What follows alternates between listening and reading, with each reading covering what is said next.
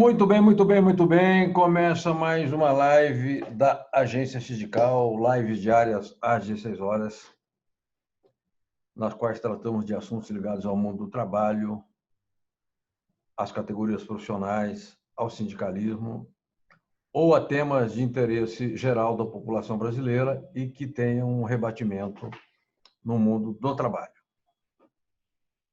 A live geralmente tem meia hora, um pouquinho mais.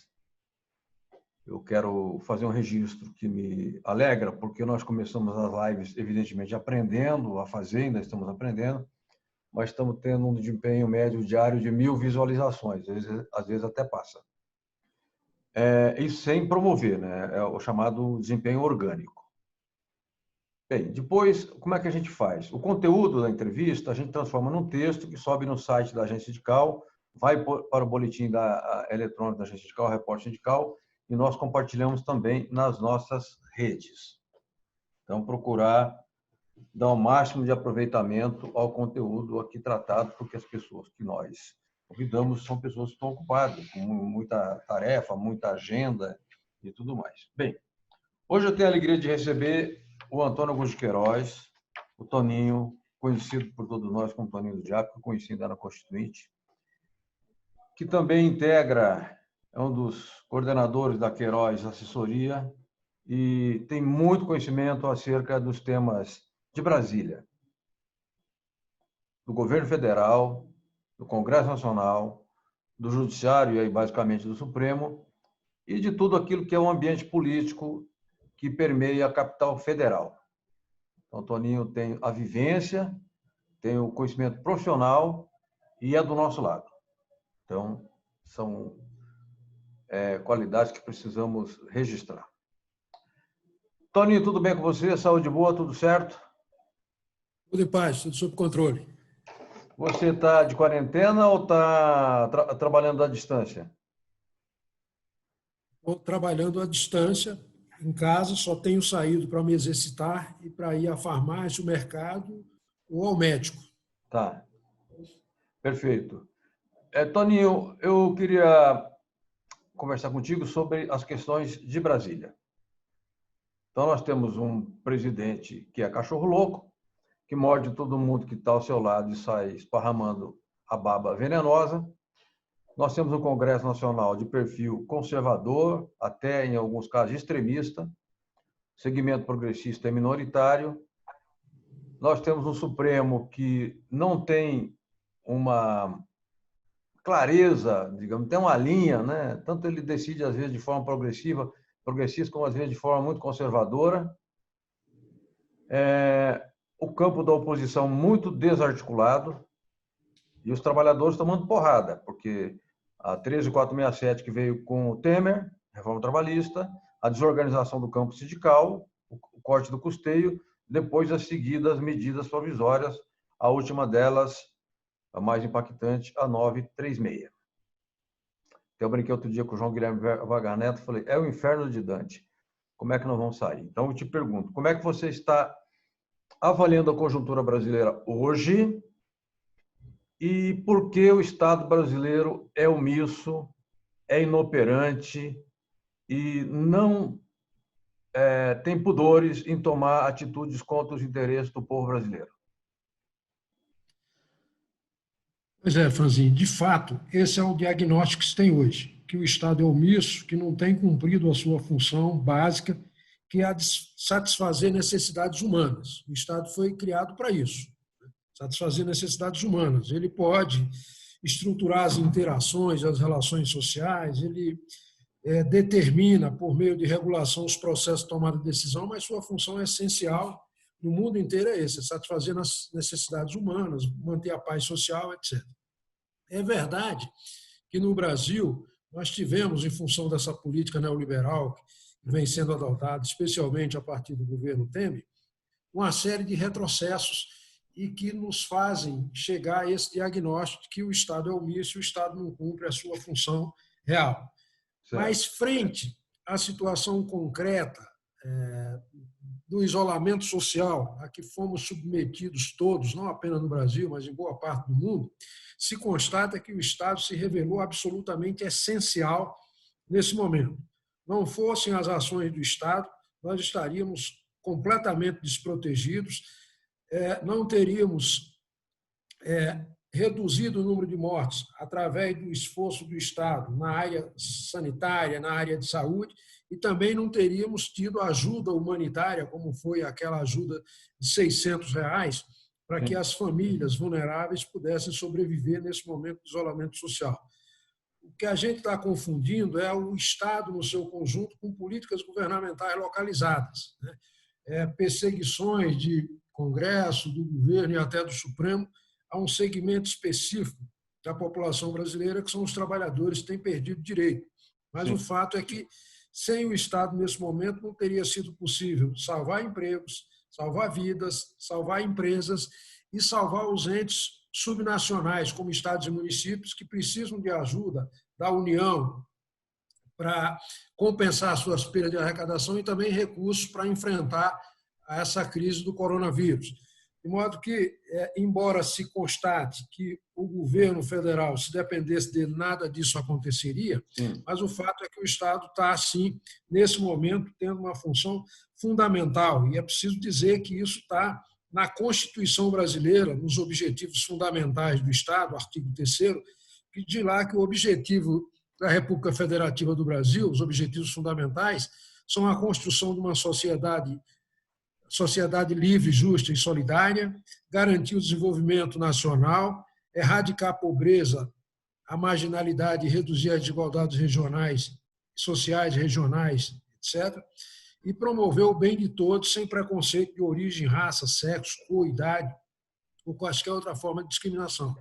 Então, nesse momento, o Estado, graças à iniciativa de um dos poderes que foi um dos algozes dos trabalhadores, porque tem uma composição extremamente nefasta, mas muito ruim do ponto de vista dos trabalhadores, mas que foi graças à ação do Congresso que se aprovou uma emenda à Constituição, criando um orçamento de guerra, um orçamento paralelo, que deu ao governo federal, que era contra, no primeiro momento, condições objetivas de poder imprimir moeda, se endividar para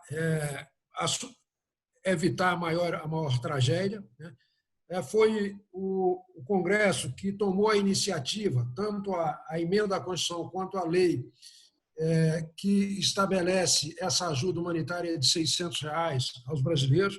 Então, boa parte dessas iniciativas partiram do Congresso e a gente tem que reconhecer que, embora tenha havido perdas de direito nos últimos tempos, o Estado e a política são necessárias, são fundamentais, são indispensáveis, por mais que a gente critique que ela não seja suficiente, não atenda do modo adequado que a gente deseja. Mas o fato é que a desqualificação do Estado e da política, nesse momento, é uma tragédia completa, porque nós dependemos exatamente dessas duas dimensões para evitar que pessoas morram, seja por ausência de assistência na área de saúde, seja em decorrência da falta de suprimento para cumprir as suas necessidades básicas, como uma ajuda como essa dos R$ 600.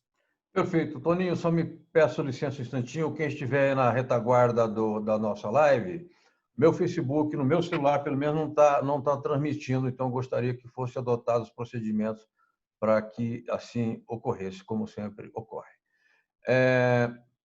Toninho, você bem observou que ante a inépcia, ante a má vontade, ante a omissão do Estado, e vou além.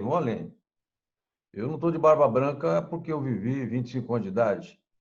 Eu entendo que a omissão do governo na questão da saúde, a falta de ter ministros da saúde verdadeiramente preparados, políticas, recursos, providências de ordem prática, isso tudo estabelece uma operação mata-pobre no Brasil.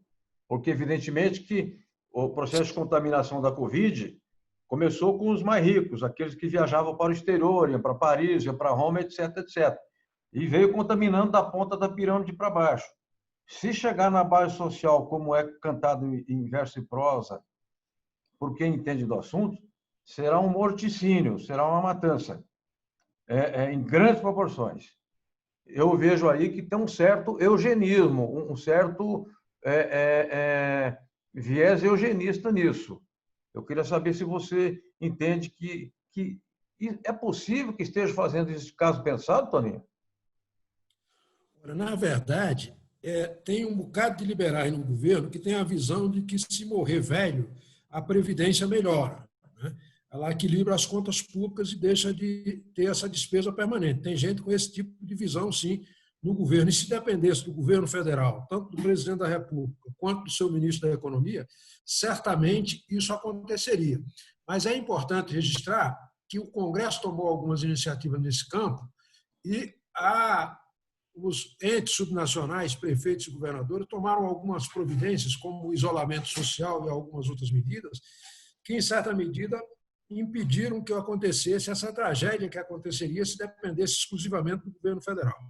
Felizmente, nós temos no Brasil um Sistema Único de Saúde, o SUS, que tem um orçamento próprio no âmbito da Seguridade, né, que está presente em todo o país como saúde pública universal e que tem funcionários públicos de carreira comprometidos e à disposição para salvar vidas, independentemente de haver ou não monetização disso, diferentemente da saúde privada, que só age a partir de um pagamento prévio, né? De modo que é verdade isso que você está dizendo, que há uma omissão, mas se tivesse sido implementado no Brasil a política liberal que os governos de Temer para cá têm defendido, a tragédia seria muito grande, porque eu estou apenas amenizando ou contemporizando um pouco o fato de que, a despeito de ter muito problema, nós ainda estamos numa situação, graças à resistência dos movimentos sociais e dos partidos de esquerda, de ter um Estado que minimamente pode evitar essa matança que ocorreria decorrente da omissão do governo, e se não tivesse essa estrutura previamente estruturada anteriormente, ou seja, se não tivesse servidores públicos, hospitais públicos, uma rede pública e a garantia do financiamento público. Perfeito. Toninho, eu quero crer que a classe média brasileira, apeladora, redescobriu o SUS. Eu sempre digo aqui, eu participei de reuniões que precederam a Constituinte, em que nós discutimos o SUDES, que era, digamos, o núcleo original daquilo que veio a ser o SUS. A classe média, por um preconceito, por soberba, por burrice, correu para os planos de saúde, pagando R$1.900, R$2.000, R$3.000, R$4.000 por um plano de saúde. Quando se der R$100 cada um para o plano de saúde, nós teríamos um sistema igual ao da Inglaterra. Uma das tarefas nossas neste momento é resgatar o SUS. Você entende que a pandemia nos levará ao resgate do SUS ou isso vai passar e depois a vida segue? Como é que você vê? E demais, no ambiente político de Brasília, na Câmara e no Senado, você observa que há uma preocupação maior com relação ao SUS? Sim, eu acho que esse episódio da pandemia do coronavírus certamente voltou a chamar a atenção da sociedade brasileira para a importância do Sistema Único de Saúde. Você tem toda a razão quando diz que a classe média se distanciou da rede pública, foi buscar a rede privada, depois ela empobreceu e passou a depender da rede pública, e a rede pública não está suficientemente organizada e fortalecida, porque deixou de ter o apoio da classe média para fortalecê-la e ganhar recursos, e agora a classe média volta para uma situação de empobrecimento e sem aquela estrutura básica do Estado para socorrê-la, que no passado mesmo se dá em relação à área da educação.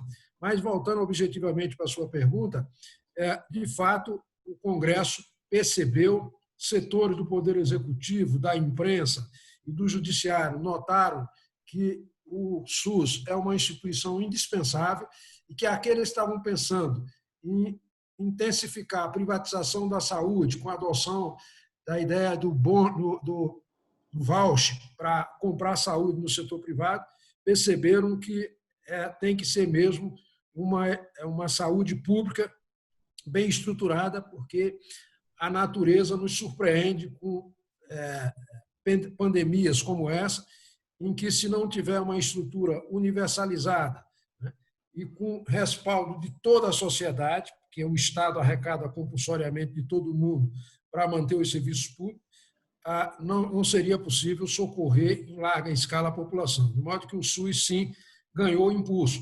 Mas isso não será suficiente para interromper essa estratégia governamental e do mercado no sentido de disputar esses recursos públicos. A bancada de saúde lá no Congresso, ela tem um objetivo comum, que é aumentar o volume de recursos para a saúde, mas há disputa sobre para onde vai esse recurso, se vai canalizado para os hospitais estatais, públicos, se vai para os filantrópicos ou se vai para os privados.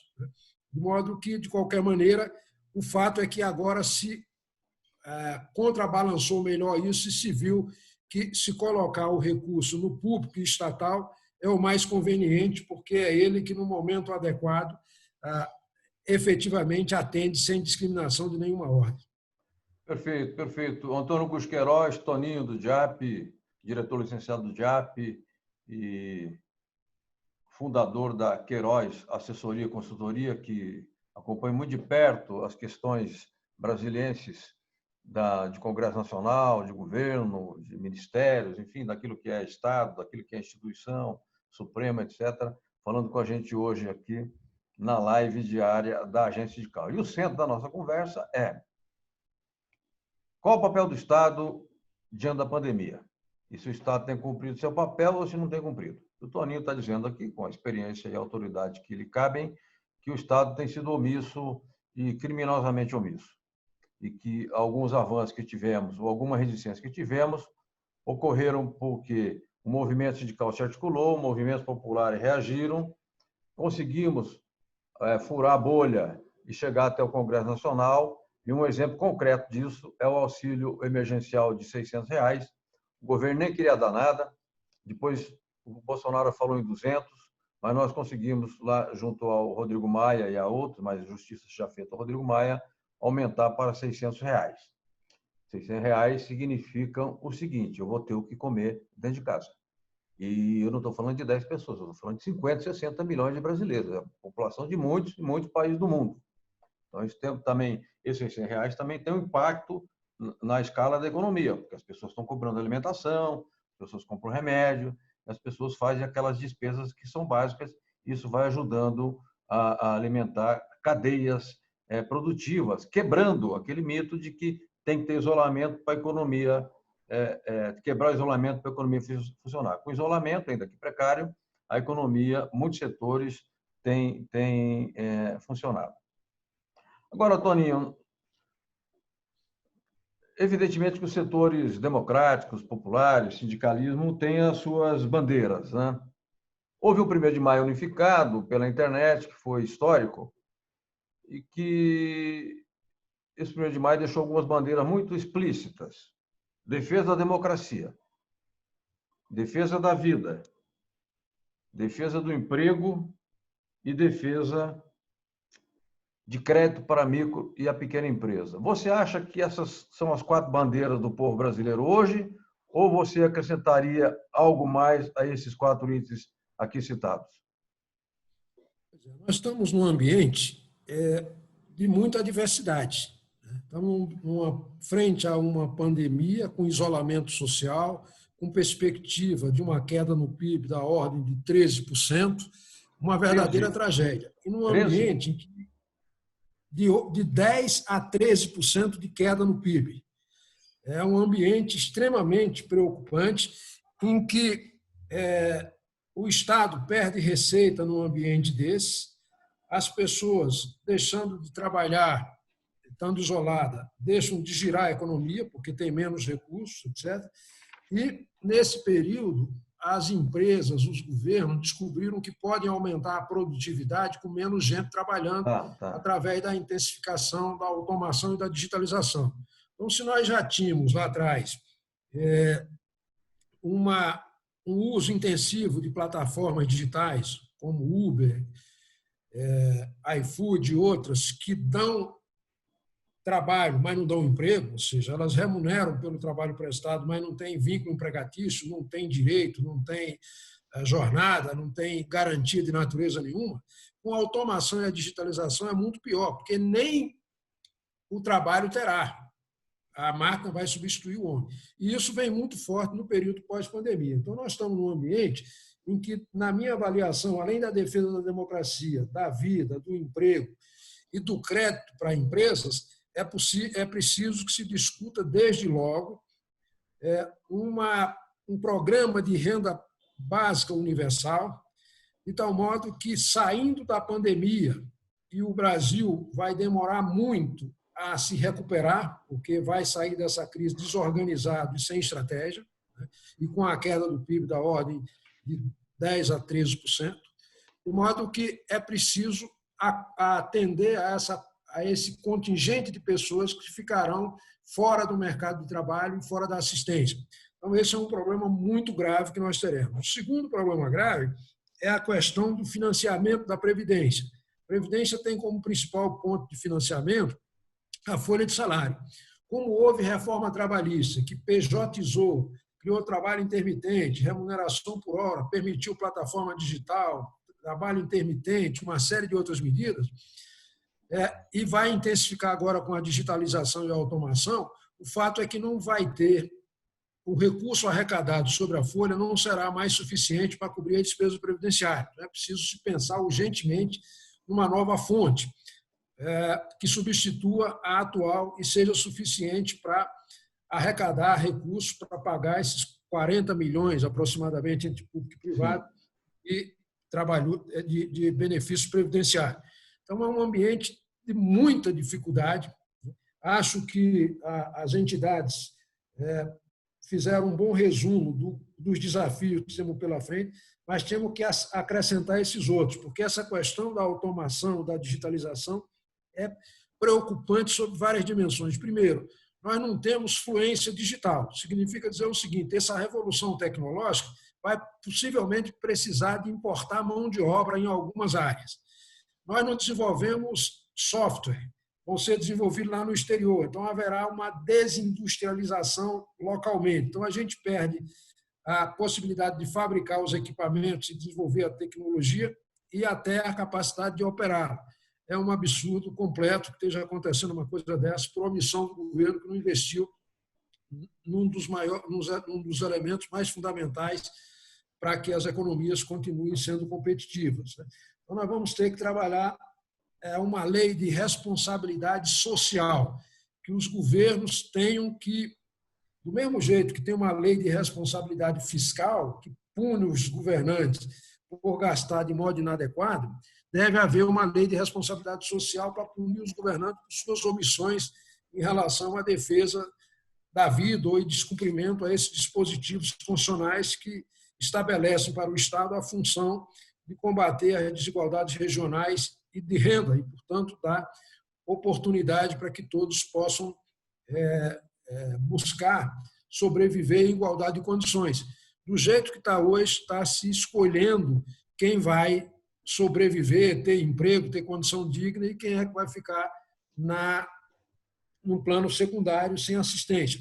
E no ambiente em que o governo, perdendo receita com essa política neoliberal, não vai ter, ou vai alegar não ter, condições de atender a esses mais necessitados. É preciso que essas forças que têm compromisso com a solidariedade, com a justiça, com o interesse coletivo, com os mais vulneráveis e com os direitos humanos, se mobilize e chame a atenção para essa pauta. E essa pauta, volto a dizer, garantir recursos para financiar a Previdência, garantir recursos para atender os necessitados nesse momento de dificuldade, quer dizer, uma renda básica, universal, e também estabelecer uma lei de responsabilidade social para que o governo possa ser punido na hipótese de omissão em relação a esse contingente de desassistidos. Perfeito. Eu quero retomar aqui uma coisa. Está vivendo, você vai pensando que entende as coisas, vai fazendo síntese, né? Eu não duvido, e vou reafirmar que eu tenho dito, até já gravei vídeo sobre isso, que tem uma operação Mata Pobre e Mata Velho no Brasil. tá? É uma política eugenista. Bem, e onde é que eu vou buscar entendimento sobre isso? Eu vou buscar entendimento numa experiência histórica. Há um livro, Toninho, se você não leu, ele só se encontra na internet, ele está custando uns 400 ou 500 reais, mas vale o investimento, chama Guerra contra os Fracos. Se não me engano, o autor chama Edwin Black, é Guerra contra os Fracos. Eu tinha esse livro e passei para um jornalista, amigo meu, dei para ele. Ele mostra o seguinte, da virada do século XIX para o século XX, o eugenismo foi política oficial dos Estados Unidos da América do Norte. As universidades adotaram a eugenia como uma matéria de banco escolar. E pessoas que são notáveis, que eu não vou citar o nome aqui agora, porque não é o caso, teria que citar uns 4 ou 5, eram declaradamente eugenistas. Que as experiências de campo de concentração que aconteceram depois na Alemanha, primeiro aconteceram na América do Norte. Inclusive, as supostas experiências científicas com portadores de deficiência, com de debilidades, etc., tiveram um laboratório lá. Então, essa ideia de combater a pobreza eliminando os pobres não é uma ideia que nasceu agora na pandemia. E essa ideia de que eu resolvo problemas de caixa e de previdência, eliminando quem já não está mais no sistema produtivo e, portanto, só está, entre aspas, gerando despesa, que são os idosos, também não é uma ideia nova. Nós temos que ficar atentos a isso. Porque, se houver espaço, eles radicalizam e utilizam o próprio Estado para colocar essas políticas em pé, que não é teoria da conspiração, eu estou falando de fatos que são registrados na história, a literatura mínima mostra isso. Bom, então o Toninho mencionou aqui as forças sociais que se levantam contra essas políticas segregacionistas, eugenistas e desumanas. E no outro livro, de uma francesa chamada Horror Econômico, ela diz o seguinte, aquele modelo concebido no Consenso de Washington, ele tem 2 movimentos. O primeiro movimento é o movimento de exclusão. Bom, mas aí eu excluí, eu faço o que com os excluídos? Eu elimino. Tá? Não quero aqui ser grave, ser dramático, mas é assim, a gente conhece o mundo onde a gente vive. E nós temos que resistir contra isso. Então, eu quero perguntar ao Antônio Augusto de Queiroz, o Toninho, o seguinte. Toda vez que se fala em investir naquilo que é papel do Estado, que é proteger o seu povo, não há dinheiro. Se alega que não há dinheiro. Só na mexida que o governo fez para a reserva dos bancos, daqueles 7% que ele acrescentou na margem, os bancos receberam cerca de 1 trilhão e 200 bilhões. Portanto, existe dinheiro. O Estado brasileiro arrecada há séculos. Desde quando Dom João VI veio para cá, o Estado estabeleceu a folha arrecadatória.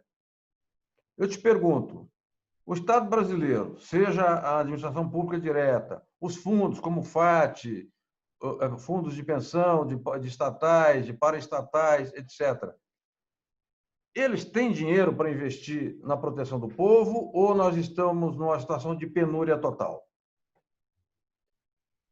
Na verdade, Franzinho, nós estamos numa situação razoavelmente complicada. Nós tivemos um período quando as commodities brasileiras representavam uma receita muito significativa, estavam num pool, nós tínhamos o que se chama de superávit, ou seja, descontar das despesas primárias, despesa de custeio com o Estado, sem incluir juros e principal da dívida, amortização da dívida, sobrava algum para essa finalidade. Hoje, o que se arrecada, se gasta mais do que se arrecada, só com as despesas primárias, sem incluir a questão da dívida. Então, é um dado de realidade. Bom, foi o governo que induziu isso? Claro que foi o governo que induziu isso. Quando ele estabelece uma política de não tributar as grandes fortunas, de não tributar a renda, os ganhos de capital, não tributar o patrimônio, as grandes fortunas, etc., e tributar apenas o salário, o consumo, a produção, etc., ele faz uma opção de reduzir a sua capacidade de arrecadação e, em consequência, adota uma série de restrições que o impede de gastar, como a lei do teto de gastos, regra de ouro, lei de responsabilidade fiscal, etc. E se blinda nisso para justificar. E aí, como tem uma disputa distributiva no interior do país, você tem gente recebendo 70 mil reais por mês do Estado e tem gente recebendo R$ 70. E, portanto, aí há uma ausência de equidade, de equilíbrio, que precisa melhor distribuir esses recursos. Com os recursos que o Estado brasileiro arrecada, é mais do que suficiente para dar um padrão de vida razoável a todos. Só que se concentra uma concentração de renda, uma desigualdade muito grande em relação no caso brasileiro, né? Então, é preciso, como eu disse, tratar aquela ideia de, primeiro, se há uma crise em que se constata que há uma necessidade de um ajuste, precisa da colaboração de todos, que essa participação, que esse sacrifício seja proporcional à capacidade contributiva de cada um. Sim, sim. Em primeiro lugar, se pegue o andar de cima, que está longe de ser atingido, e só depois de feito todos os ajustes no andar de cima, comece a cobrar algum tipo de sacrifício no andar de baixo. No caso brasileiro, está se fazendo o inverso.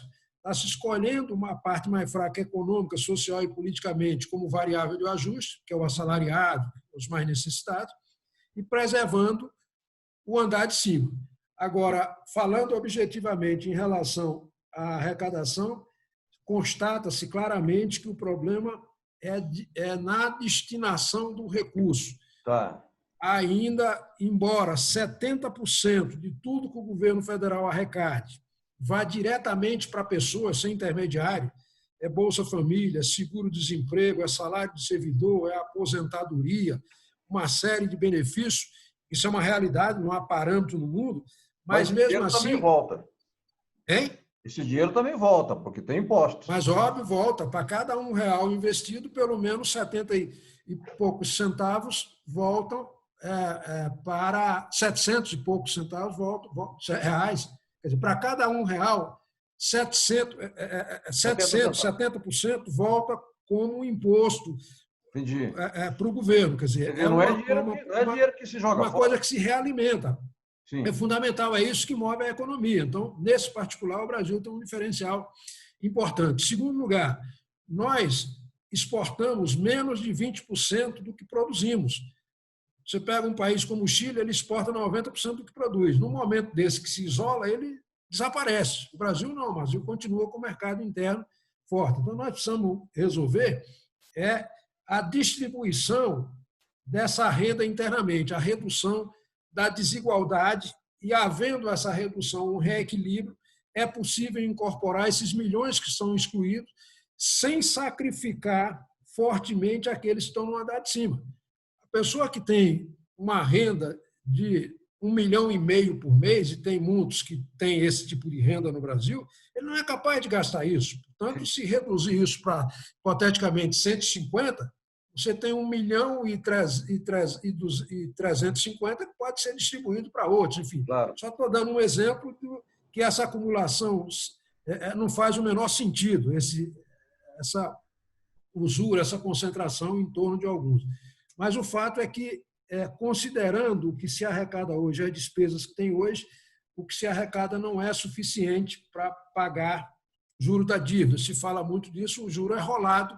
Sim. Agora, você tem razão, quer dizer, os bancos ganharam agora, nesse episódio, um volume de recurso assustador, né, que vai enriquecê-los mais ainda, né, e se alega não ter capacidade de recursos para os pobres. Mas isso, mais uma vez, é rolagem, é emissão de título, é dívida para as futuras gerações. Isso tem que ficar claro, porque também não está sobrando dinheiro.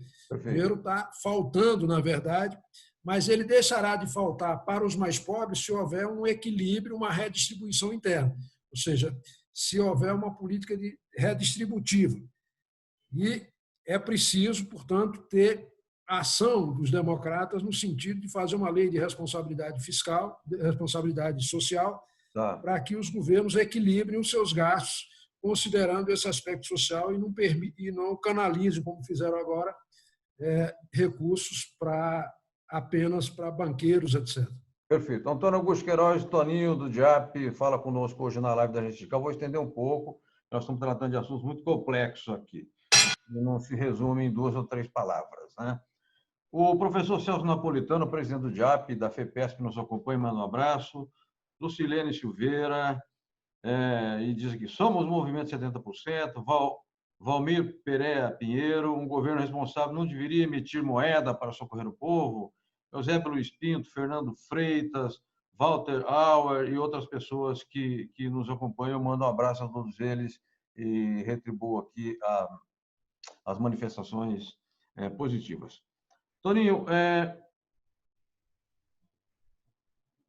a crise econômica, o ataque ao movimento sindical, a Lei 13.467 do Michel Temer, as seguidas medidas provisórias do governo, dos governos pós-Dilma, vem fragilizando o movimento sindical, inclusive nas finanças. É uma técnica elementar em guerra. Você quer estrangular o inimigo, você corta as suas fontes de suprimento, né? Isso aí é mais velho do que o mundo. E o DIAP é uma instituição criada para servir ao movimento sindical, no melhor sentido da expressão, e fazer a ponte daquilo que é movimento com aquilo que é instituição, Congresso Nacional. O DIAP tem podido fazer esse trabalho ou o DIAP precisou se desativar também em razão da crise? Como é que está a situação do DIAP?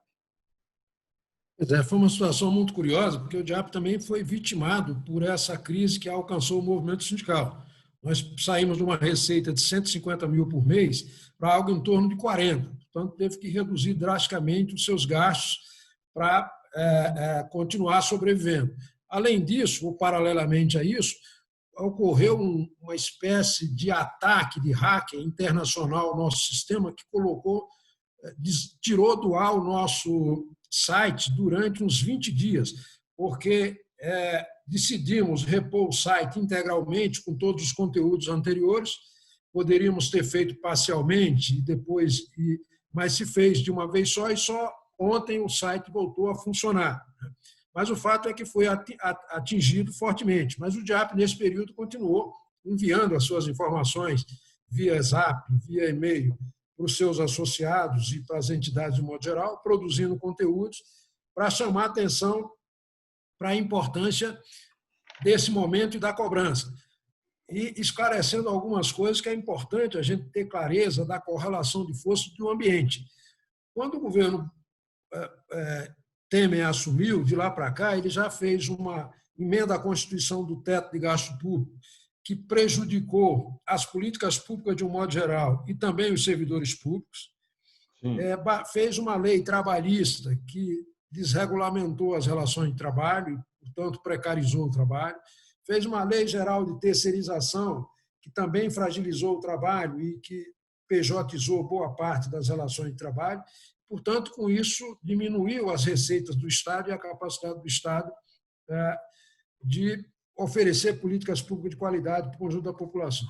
Na sequência, vem o governo Bolsonaro, que faz a Lei da Liberdade Econômica, que aprofunda a reforma trabalhista, uma reforma da Previdência, que atinge o segurado em 3 dimensões, e todas as 3 contra o segurado, aumenta a idade, aumenta o tempo de contribuição e reduz o valor do benefício, e baixa uma série de medidas provisórias, a começar por aquela que asfixia financeiramente as entidades sindicais, que felizmente caducou.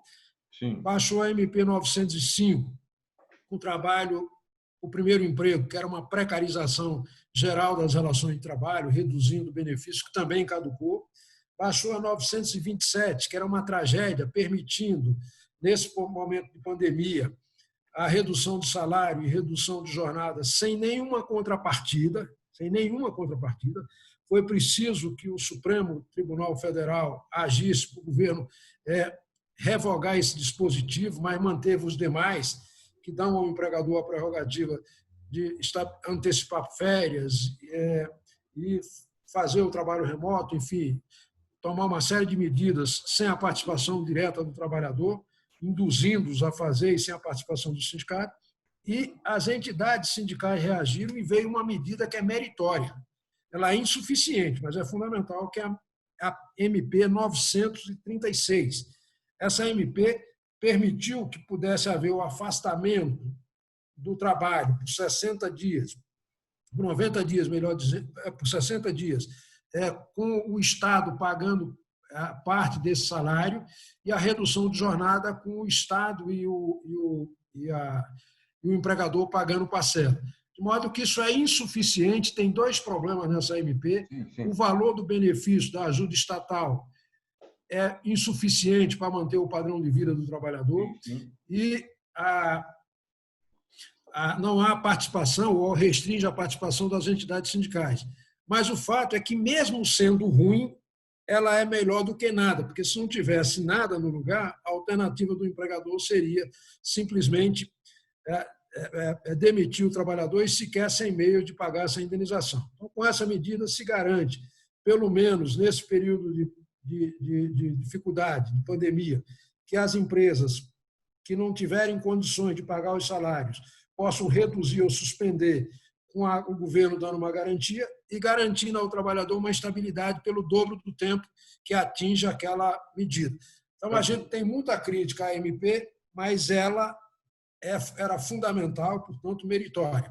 O problema é que ela veio de modo insuficiente em dois aspectos, no valor e excluindo os sindicatos. Se tentou corrigir isso com a participação dos sindicatos, mais ou menos lá no Congresso, tivemos um relator do nosso campo, o deputado Orlando Silva, mas o fato é que, se depender desse governo e do próprio Congresso, os trabalhadores ficarão sem direitos. Aquela ideia do Bolsonaro de que, se dependesse dele, a relação de trabalho ia beirar a informalidade, ou seja, o cara teria que trocar a mão de obra dele apenas por uma refeição, por uma habitação, sem garantir as outras, sem a garantia dos direitos. Então, é nesse ambiente que a gente se encontra, que é um ambiente muito difícil, e que, portanto, se não fossem os partidos de oposição e os movimentos sociais, nós estaríamos numa dificuldade muito maior ainda. E, Franzins, para concluir, dizer o seguinte: tem uma operação em curso de parte dos veículos de comunicação e por orientação do poder econômico e do governo de tornar desimportante, tornar irrelevante esses movimentos que contestam essa política em base neoliberais.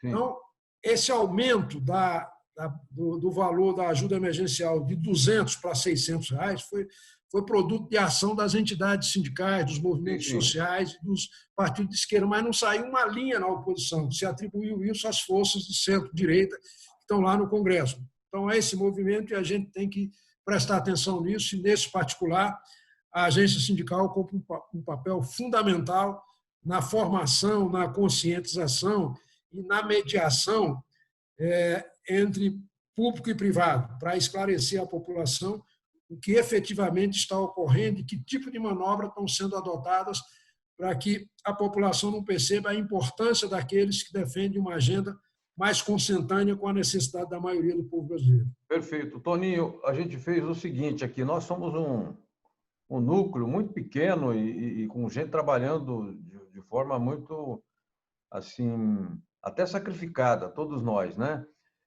Mas a gente procurou o seguinte: claro, nós conversamos com os núcleos organizados, que são os sindicatos.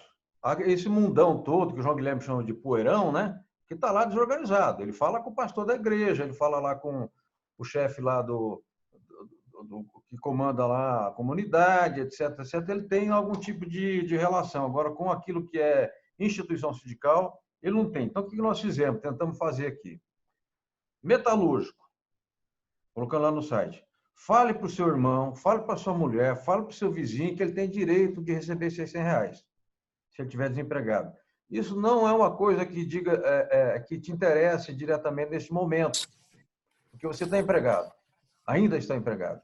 Mas, de repente, a sua mulher, que era uma artesã, ou vendia lá, fazia coxinha, fazia bala, essas coisas, ela está sem renda. O teu primo, que era marreteiro no centro da cidade, ele está sem renda.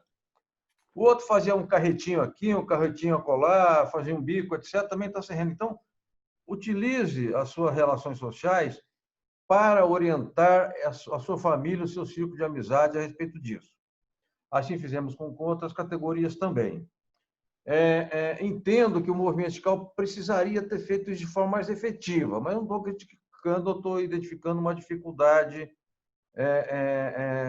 que nós temos, mas que a gente procura 2 ou 3 vezes por semana reafirmar isso, grava vídeo. Eu tenho o Rodolfo do Diese, que trabalha com a gente em Guarulhos, é muito, muito competente, grava, esclarece. Então, a gente procura fazer aqui aquilo que nos cabe, com as dificuldades que são próprias de uma estrutura muito pequena. Tony, eu queria mudar um pouquinho aqui. Está dentro do contexto, mas não é exatamente o que a gente vem tratando até agora, né? Registrando aqui Luciano Beregeno, professor Toninho, sempre uma lição, tá vendo? André Santos, um abraço, Franzinha, apesar do convívio diário com o Toninho, é sempre uma aula ouvir suas análises. André, um abraço para o André. Christian Silva Martins de Mello, e aí outras pessoas que depois eu vou falar aqui, porque nós vamos fazer de 1 hora essa live. Hoje vamos explorar o Toninho. Sem o consentimento dele, eu não combinamos nada com ele. Eu quero mostrar um livro aqui, Getúlio Vargas e seu tempo. Por que eu estou mostrando esse livro? Porque o homem que organizou esse livro aqui, que presidiu o BNDES, o professor Carlos Lessa, morreu hoje. Tá? As pessoas, de um modo geral, não têm a ideia da grandeza moral, intelectual e cívica de um homem como o professor Carlos Lessa. Eu fiz uma entrevista com ele faz uns 8 a 10 anos, eu já estava um dia bastante irritado, sentindo muitas dores, mas foi muito generoso e concedeu a entrevista. Então, se você tem interesse aí na internet, procure lá, professor Carlos Lessa. Você verá um economista com formação técnica acadêmica, um professor no melhor sentido da expressão e um patriota insuspeito. Não é esse patriotismo histérico, não, só para inglês ver e depois bate continência para a bandeira americana. Ele batia continência era para a bandeira brasileira, para a nossa bandeira. Então, eu quero aqui fazer minha homenagem ao professor Carlos Lessa, que o Toninho certamente conheceu bem, e sua história precisa ser reverenciada, e seus ensinamentos precisam ser respeitados e cumpridos. Toninho, Antônio Augusto de Queiroz, o Toninho do DIAP, é assim.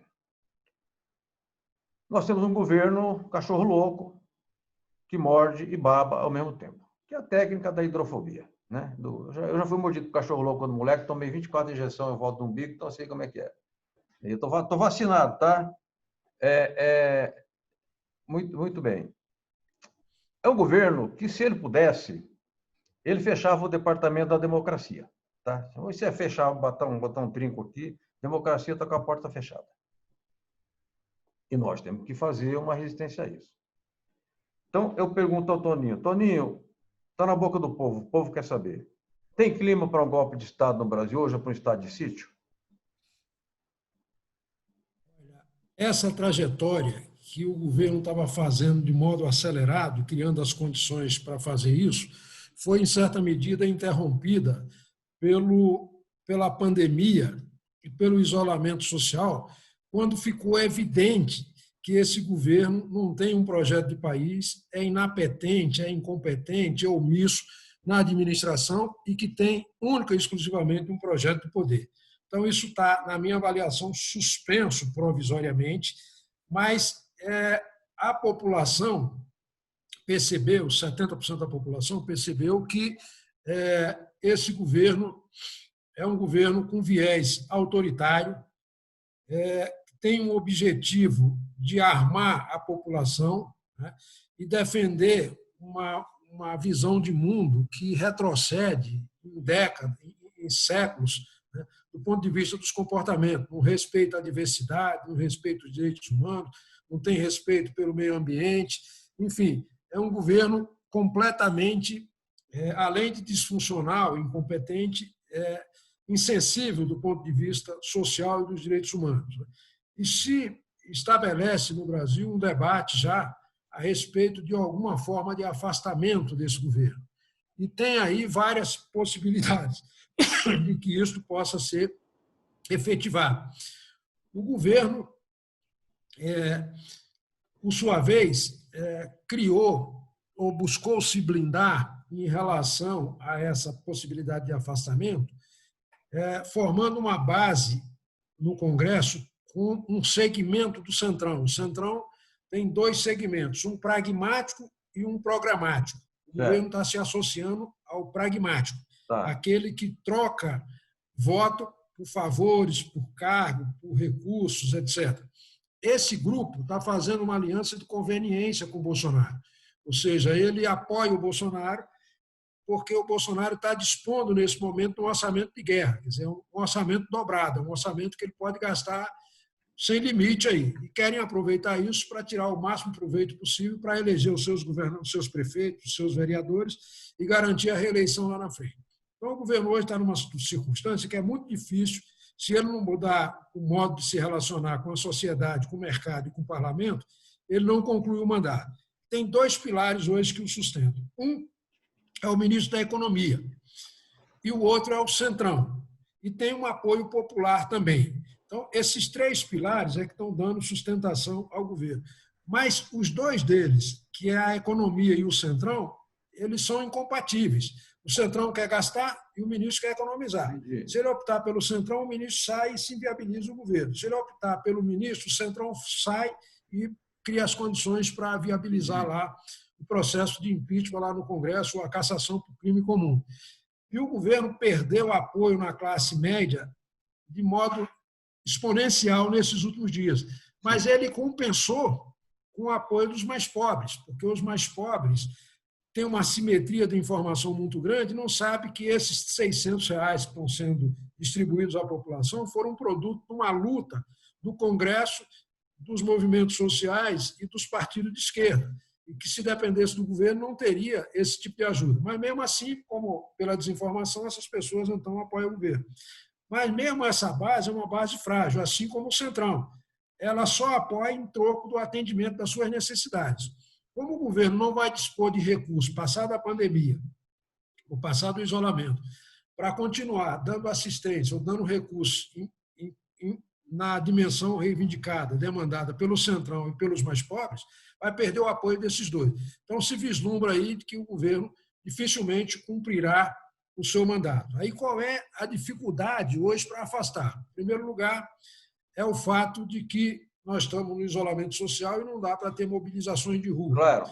Segundo, os dois caminhos que existem, que um depende do Congresso e outro depende só do TSE. O TSE poderia caçar chapa, mas, se caçar chapa, as Forças Armadas podem resistir, porque seria um atestado de incompetência delas, já que os dois são militares, estão lá na frente da Presidência da República, e só 4 ministros do tribunal, que tem 7, poderiam caçar. Então, operacionalmente, pelo TSE era o melhor caminho, mais fácil, mais ágil, tal. Mas politicamente é o mais complicado, porque 4 votos, caçar um presidente eleito diretamente não é uma tarefa fácil. Sobrariam as outras 2 alternativas, que é o processo pelo Procurador-Geral da República por crime comum. O procurador dificilmente denunciará, ele tem muita dificuldade de fazê-lo, porque, de um lado, tem interesse numa vaga do Supremo, e, de outro, está muito próximo aí o governo, tanto que foi indicado por fora da lista de eleitos lá na Procuradoria, de modo que esse caminho é muito difícil, e, mesmo assim, se tivesse a denúncia, dependeria da autorização da Câmara por 2/3. O que sobra mesmo é o impeachment. Isso precisa ser construído, só se constrói com rua, com apoio da rua. Nessa hipótese, para viabilizar o impeachment, teria que haver um engajamento do vice-presidente da República nesse processo de impeachment, e o presidente perder popularidade. Então, isso é um processo que vai, naturalmente, na minha avaliação, acontecer, e o vice, certamente, para reduzir a desconfiança que existe na sociedade em relação a ele, teria que fazer algumas declarações para viabilizar esse processo. Seria a primeira, de defender a democracia, prometer que não vai dar golpe, porque ele, mais do que o Bolsonaro, tem uma trajetória nessa linha autoritária. Segundo, assumir o compromisso de não disputar a reeleição, na hipótese de ser efetivado. Terceiro, manter a agenda de mercado, senão o mercado não o apoia. E quarto, apoiar o que o Centrão deseja, que é a continuidade das emendas impositivas, do fundo eleitoral e fundo partidário. Estou dizendo tudo isso para dizer o seguinte, que o governo do Bolsonaro ele está organizando milícias e policiais civis e militares para defendê-lo na hipótese de tentativa de afastamento. Então, essas manifestações estão sendo convocadas agora durante a pandemia. A gente vai ter que ter muito cuidado, porque o risco é grande, em primeiro lugar, porque vai de encontro a uma recomendação sanitária de não reunir pessoas nesse momento. E segundo, porque o risco de ter infiltrados nesse processo que dificulte ou que leva a um banho de sangue, e, portanto, justifique a adoção do estado de sítio ou de emergência, isso é muito grave, porque aí daria o pretexto para o Bolsonaro tomar esse processo. Nós vamos ter que organizar isso com tranquilidade, e a crise econômica que vem aí vai se encarregar de fazer com que o governo se deslegitime perante a opinião pública. Ele não tem condições de continuar popular depois de passar da pandemia, porque o estrago na economia terá sido muito grande e vai ficar evidente para a opinião pública a sua omissão em salvar vidas, né? Então, acho que, muito provavelmente, esse governo não cumpre o mandato. Mas não podemos nos precipitar, tem que fazer a coisa de forma organizada para não dar pretexto para uma intervenção militar. Correto, correto. Tony, eu vou só dar um caso aqui, né? Eu sou uma pessoa que observa as coisas, eu não tenho formação doutrinária, então vou aprendendo meio aos trancos e barrancos. E hoje eu encontrei aqui na Vila Buarque o filho do dono de um bar e restaurante aqui, popular aqui da região, tradicional, muito tradicional. E eu perguntei, vocês vão voltar? Ele disse, vamos, mas nós estamos com dificuldade. Então, nós mandamos todos os funcionários embora, pagamos as verbas rescisórias, porque meu pai tinha um bem, meu pai vendeu aquele bem e pagou as verbas rescisórias dos empregados. E como é que vai voltar? Voltar todo mundo ganhando salário mínimo. Eu não sei se é o salário mínimo ou o piso. Aí, a partir disso, é que nós vamos reconstruir a nossa atividade econômica, que tem já 60 anos, 62 anos. Ou seja, então você tem o quê? Uma família de classe média que perdeu ativos, teve que vender um bem, né? Teve que dispor, a empresa ficou sem capital de giro, sem reserva, porque teve que pagar as verbas rescisórias, naturalmente, para os empregados, e os trabalhadores voltarão ganhando metade que ganhavam. E nem sei se todos vão voltar. Então, esse é um padrão que também tem uma operação... O Darcy Ribeiro usava uma expressão de um historiador norte-americano, Arnold Toynbee, não sei se era americano, se era inglês, que falava de proletariado externo, né? As pequenas empresas no mundo capitalista são proletárias, são parte do proletariado externo. Quando o sistema grande entra em crise, como o governo passa a conta para o aposentado, para o idoso, para o pobre, o capital passa a conta para as pequenas. Primeiro quebram as pequenas. Então, eu só estou dando esse caso mais ou menos para ilustrar essa situação de crise que o Toninho está anunciando, porque eu sei, com quem eu tenho conversado, que quem tem 10 vai mandar 2 embora. E o corte de funcionários será grande, e as contratações eventuais que ocorrerão serão sempre em salários menores e em condições menores. Portanto, haverá um empobrecimento dos trabalhadores e das micro e pequenas empresas. Portanto, um empobrecimento nacional. Né? E o custo disso é um custo extraordinariamente penoso para as pessoas, para os pequenos empresários, para a nação brasileira e para o Estado também sofrerá, digamos, desfalques na sua arrecadação. Mas eu queria encaminhar uma pergunta final, Toninho. Antes disso, manifestar que o Christian Silva Martins de Mello Snick, ele diz, a diretoria do Cinesp, Sindicato dos Especialistas em Educação do Ensino Público Municipal de São Paulo, parabeniza a clareza das informações. E acima ele tinha já mandado uma outra fala, parabéns pela live. Toninho, vamos fazer um pouco de abstração aqui para a gente encerrar a nossa live, nós já estamos com 1 hora. Você merece... Não, você não merece eu ficar te explorando aqui 3 horas, não. Mas a gente poderia ficar conversando muito tempo aqui. O povo, Toninho, é movido pela esperança. Eu sou filho de pobre, você também é, você sabe como é que é. Não tem ações no banco, não tem terra, não tem rebanho de gado, tem boiada, né? Então, o povo é movido pela esperança. Eu pergunto ao meu amigo Toninho, homem vivido, experiente, que tem o pé no chão e a cabeça no lugar.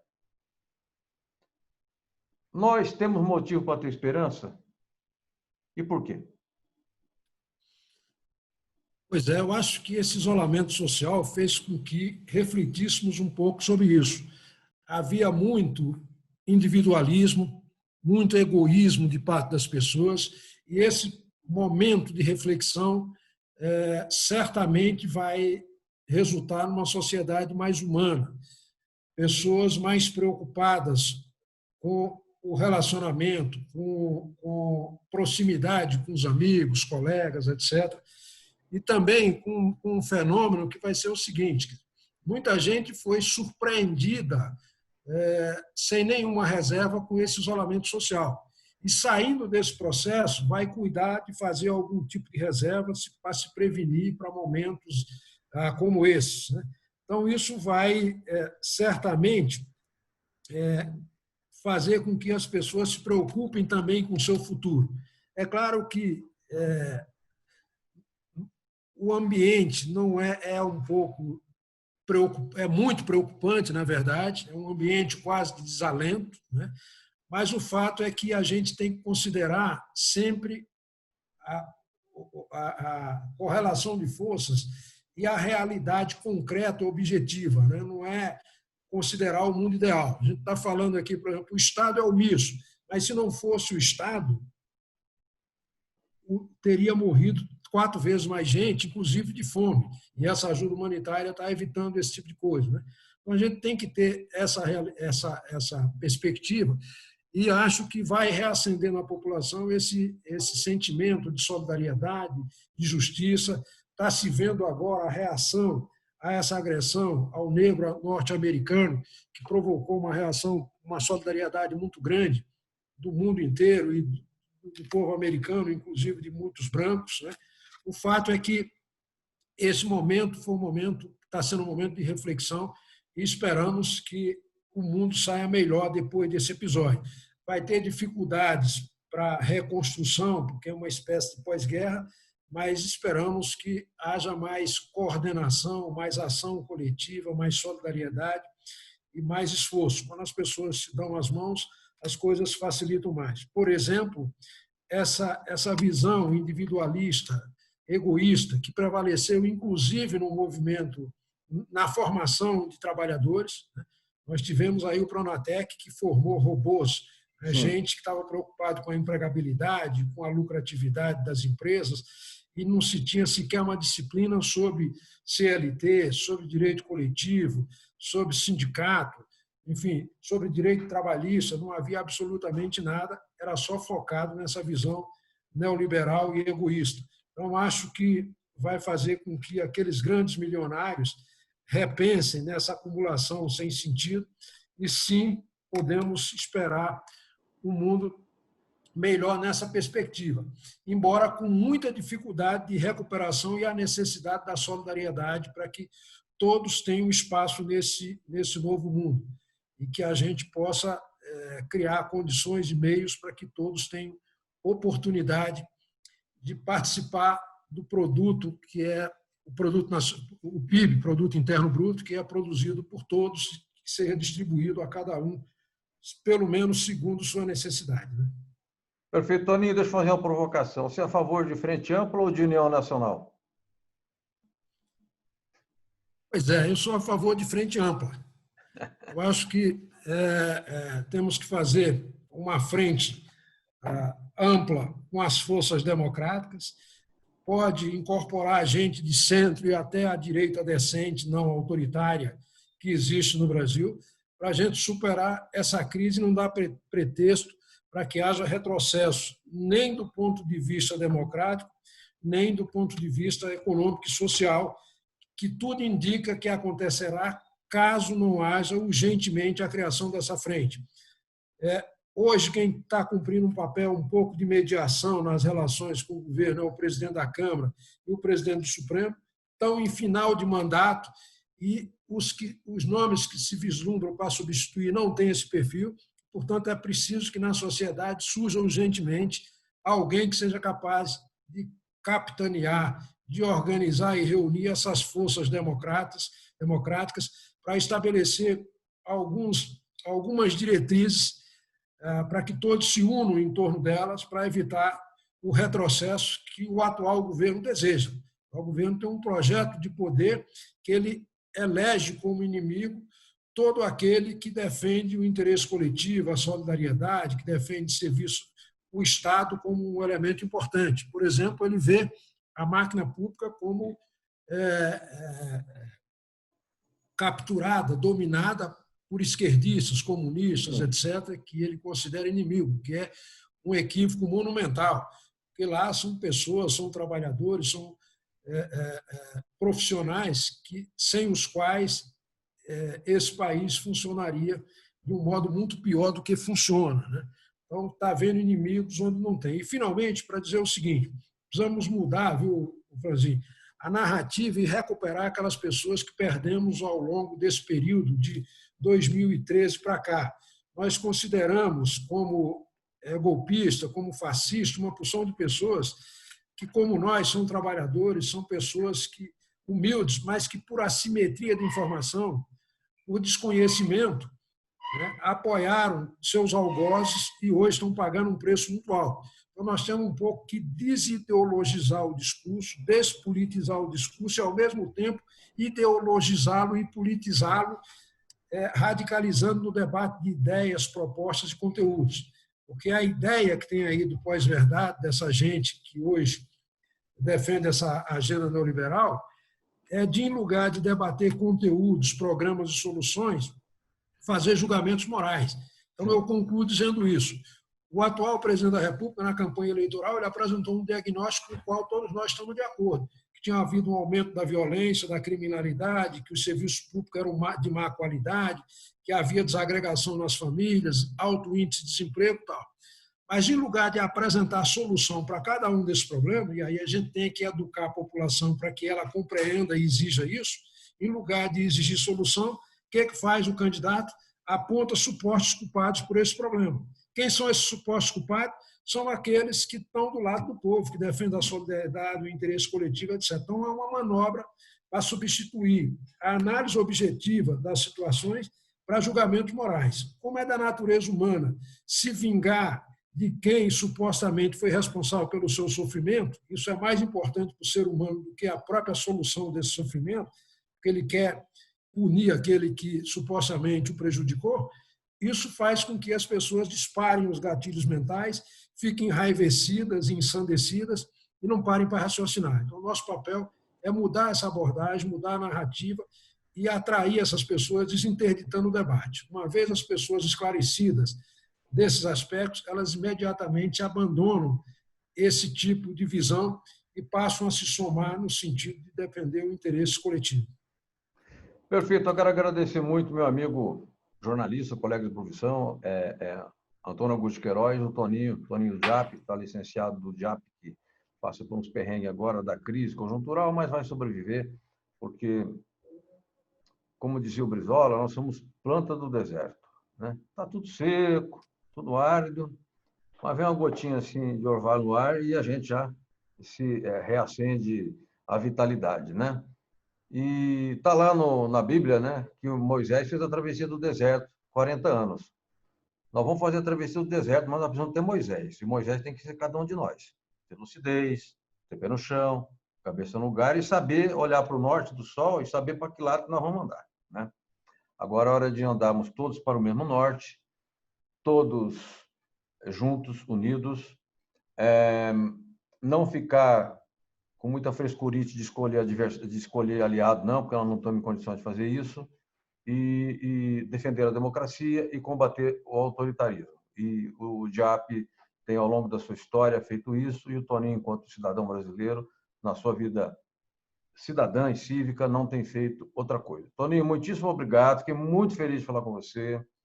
Quero que você transmita, por gentileza, um abraço a todo o pessoal do DIAP, valorosos companheiros que não desistem, que estão lá sacrificando sua renda, estão sacrificando, às vezes, a sua carreira profissional, poderia estar numa posição até melhor, mas não abandonam o barco do DIAP. Obrigado, até a próxima, um forte abraço e saiba que todos nós aprendemos muito com o professor Toninho hoje, tá bom? Muito obrigado. Grande abraço, muito obrigado. Obrigado, até mais.